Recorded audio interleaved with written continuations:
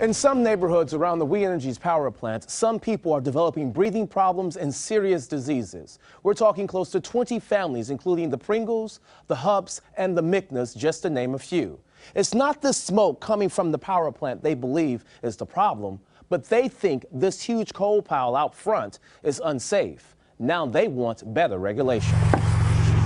That's coal dust. Tim Hupp believes this black soot building up on his deck and house sickened his family. Caused cancer in the family.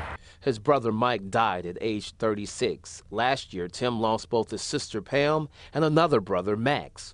All three died from different types of cancers. They all lived on the family's land across from the We Energy's power plant, the same property Tim and his wife Suzanne moved to in 2001. And now my wife has cancer. 4 cancers in one house. It's too much of a coincidence. Down the road, about a mile away, the same black dirt litters patio furniture. That's how bad it is. And window sills at Charles Mickna's house. If they're killing me slowly, and killing everybody else around here slowly, probably, I would say, yeah. They're poisoning us. Mickna's house sits on the family's land once used for farming. The view from his front porch not only looks at the We Energy smokestacks, but this, a pile of coal.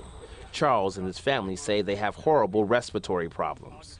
You'll wake up with migraines and you're like a fish gasping for air, gasping for air out of water. We Energies will soon double the size of this coal pile from 15 acres to 34 acres. The power company submitted an application to the Wisconsin Department of Natural Resources. The DNR approved the coal expansion even after families complained about health problems at a hearing in August. No one ever has brought that forth to us prior to that meeting. The power company provided the I-Team this video of the coal pile.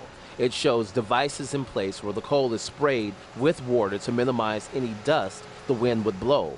The DNR plans to monitor this activity under the new agreement to put more coal here.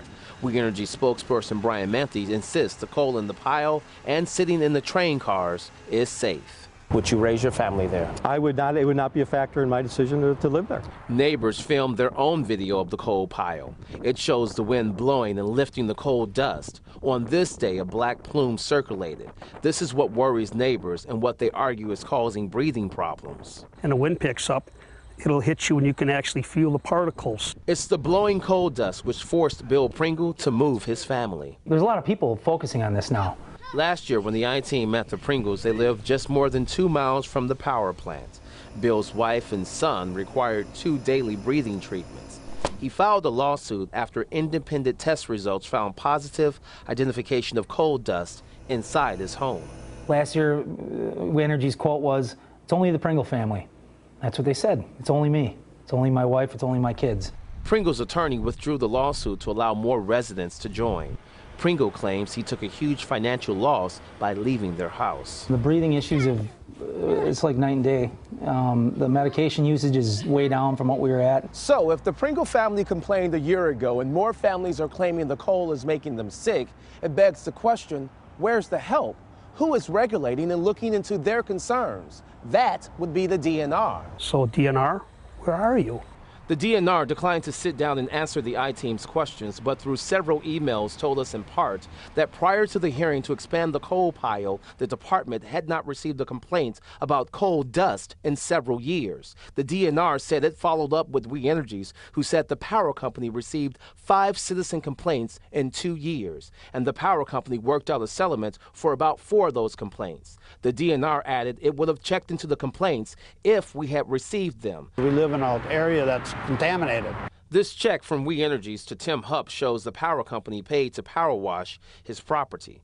Manthe with We Energies doesn't deny the power company pays to power wash some homes to clean the coal dust building on them. If you're paying to get the fly dust removed from the home, you mean to tell me no one ever said what's inside the home? Did you ever go inside the home to test that as well? Yeah, I don't know if there's anybody that said there was some coal dust inside the home. And for that reason, Manthe says We Energies never asked or tested to see if the coal dust they power washed on the outside was in fact building on the inside of these homes. There's always empathy whenever there's an illness for anybody, no matter where they may live. But what we want to point out, though, too, is Let's look to see if there is a link, and we don't believe there is one. The Center for Disease Control says long-term exposure to coal dust could result to chronic bronchitis and emphysema.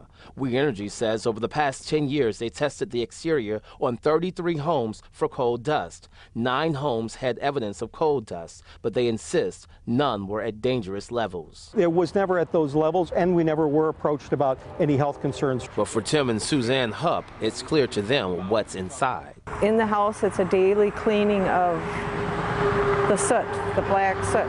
The Hupps, Charles Mickna, and Bill Pringle all want the DNR to regulate better. Do they ever actually check on what's going on at the power plant? I feel trapped and there's no help. They're trying to play both sides of the fence, and it's failing. Now, the DNR's approval of the expansion did come with some tighter restrictions. There will now be video monitoring and improvements to help prevent the coal dust from blowing. In addition to spraying the coal, the company must also use a crusting agent to reduce any possible blowing coal dust that could come that way. Okay, so Jermont, what is next for the families?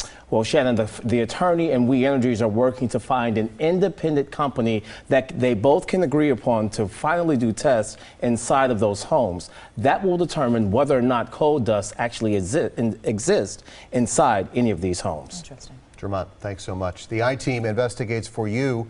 If there's a story you think needs some digging into, or if you know something that does not seem right, contact Jermont and the I-Team. Send an email to iteam@tmj4.com or call the number on your screen, 414-967-5556.